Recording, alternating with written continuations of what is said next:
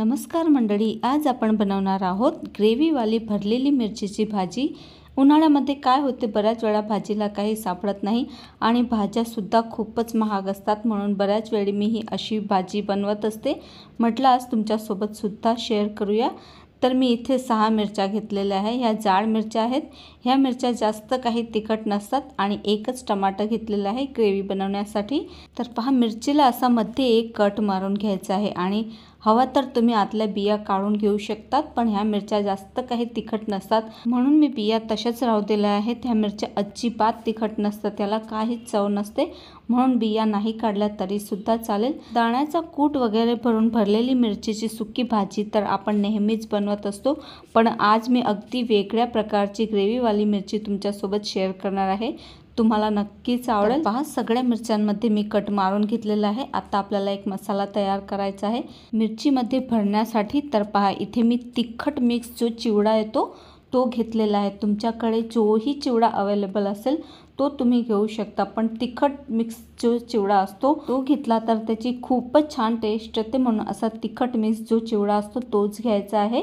तर एक मोठी वाटी भरून मी तिखट मिक्सचा चिवडा घेतलेला आहे।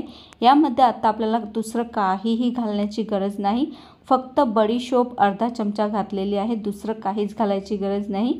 आता हे मिश्रण आपल्याला जाडसर असं वाटून घ्यायचं आहे मिक्सरमध्ये। जास्त जाडही ठेवायचं नाही आणि जास्त बारीकही करायचं नाही, मध्यम असं वाटून घ्यायचं आहे। तर पहा, अशा प्रकारे मी वाटून घेतलेलं आहे। अगदी बारीकही केलेलं नाही आणि अगदी जाडही ठेवलेलं नाही। आता हे मिश्रण आपल्याला एका प्लेटमध्ये काढून घ्यायचं आहे। तर हेच मिश्रण आपण मिरचीमध्ये भरणार आहोत, यामध्ये दुसरं काहीही घालायची गरज नाही। आता त्याच भांड्यामध्ये आपल्याला टमाटरची ग्रेव्हीसुद्धा करून घ्यायची आहे। तर पहा, या भाजीमध्ये आपल्याला कांदा लसूण काहीच घालायची गरज नाही। जो तिखट मिक्स चिवडा आपण घातलेला आहे त्याने ह्या भाजीची खूपच छान टेस्ट येते, म्हणून फक्त ग्रेव्ही करण्यासाठी आपल्याला एकच टमाटर घालायचं आहे, जास्तही घालायचं नाही, नाहीतर भाजी खट्टी लागते, म्हणून एकच टमाटर घालायचं आहे। त्याची आपल्याला अशी ग्रेव्ही बनवून घ्यायची आहे। तर चला, ग्रेव्हीसुद्धा बनवून तयार झालेली आहे। आता भाजीची तयारी करूया। तर आधी आपण ज्या मिरच्यामध्ये कट लावला होता त्या मिरच्यामध्ये आपल्याला हा मसाला भरून घ्यायचा आहे। जो तिखट मिक्स चिवड्याचं आपण वाटण तयार केलं होतं तेच ह्या मिरच्यांमध्ये भरायचं आहे। यामध्ये मीठ, मिरची, हळद, तिखट काहीच घालायचं नाही। ऑलरेडी चिवडा आपला तिखट असतो, म्हणून दुसरं काहीही यामध्ये घालायची गरज नाही। मस्त दाबून दाबून हे मिश्रण मिरच्यांमध्ये भरून घ्यायचं आहे। तर 6 मिरच्यांसाठी एवढं मिश्रण अगदी बरोबर झालं होतं। थोडंसंच उरलं होतं, तुमचं जर कमी पडत असेल तर थोडं मिश्रण अजून वाढवून घ्या, पण एवढं मिश्रण अगदी बरोबर झालं होतं। तर सगळ्या मिरच्यांमध्ये अशा प्रकारे आपल्याला हे वाटण भरून घ्यायचं आहे, अगदी दाबून दाबून। तर पहा, सगळ्या मिरच्यांमध्ये मी हे मिश्रण भरून घेतलेलं आहे।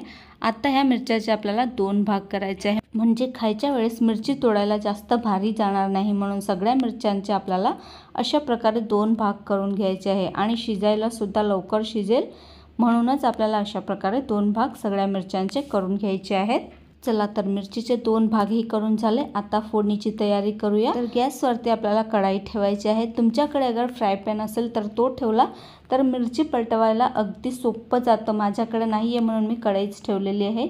त्यामध्ये आपल्याला 3 चमचे तेल घालायचे आहे आणि मिरच्या आपल्याला यामध्ये घालायच्या आहेत आणि मिरच्या मस्त उलटी पलटी करायच्या आहेत। फ्राय पॅन असला तर असा पसरट असतो, म्हणून मिरची पलटवायला अगदी सोपं जाते। मिरच्या अगदी आलटून पलटून 4ही बाजूने मस्त भाजू द्यायच्या आहेत, नाहीतर मिरच्या जर कच्च्या राहिल्या तर भाजी खायला इतकी टेस्ट देणार नाही, म्हणून मिरच्या छान भाजू द्यायच्या आहेत। आणि मिरच्या भाजायला जास्त काही वेळही लागत नाही, 5च मिनिटामध्ये मिरच्या आपल्या मस्त भाजून तयार झालेल्या आहेत। आता मिरच्या काढून घेऊया आणि उरलेलं तेलसुद्धा काढून घ्यायचं आहे, नंतर आपण त्याला वापरणार आहोत। नंतर तीच कढाई धुवून मी ठेवलेली आहे आणि फक्त 1च चमचा तेल घालायचं आहे आणि 1 चमचा जिरं घालायचं आणि हिंग घालायची। मग टोमॅटोची प्युरी जी वाटून ठेवली होती ती घालायची आहे। मग सगळे बेसिक मसाले घालायचे आहे।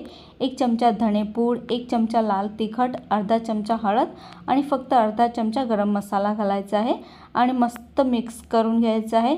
आणि पहा, याला तेल तर सुटणार नाही, कारण 1च चमचा आपण तेल घातलेलं आहे।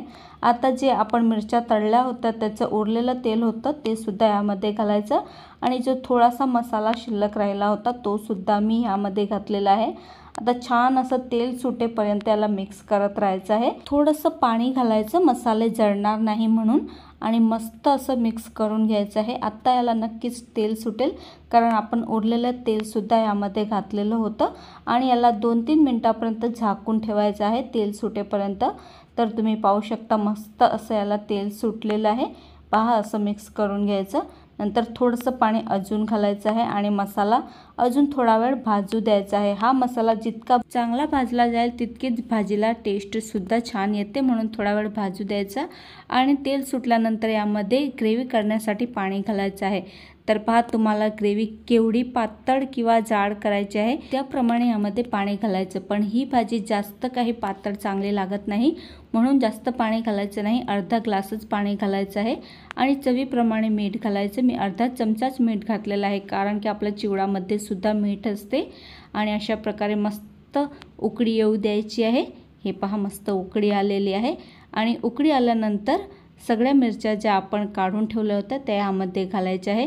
आणि ही भाजी शिजायला जास्त उशीर लागत नाही, कारण की मिरच्या आपण आधीच भाजून घेतल्या होत्या, म्हणून मस्त मिक्स करून घ्यायचं आहे।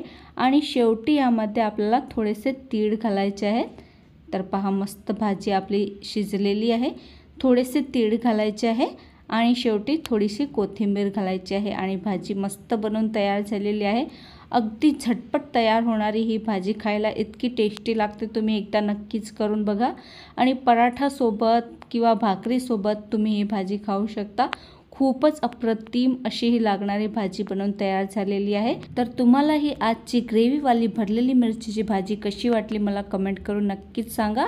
आणि व्हिडिओ जर आवडला असेल तर व्हिडिओला लाईक करा, शेअर करा आणि माझ्या चॅनलला सुद्धा सबस्क्राईब करायला विसरू नका। आणि शेजारचे बेल आयकॉन सुद्धा प्रेस करा, जेणेकरून मी जेव्हाही रेसिपी अपलोड करेल त्याचं नोटिफिकेशन तुम्हाला सर्वात आधी मिळेल।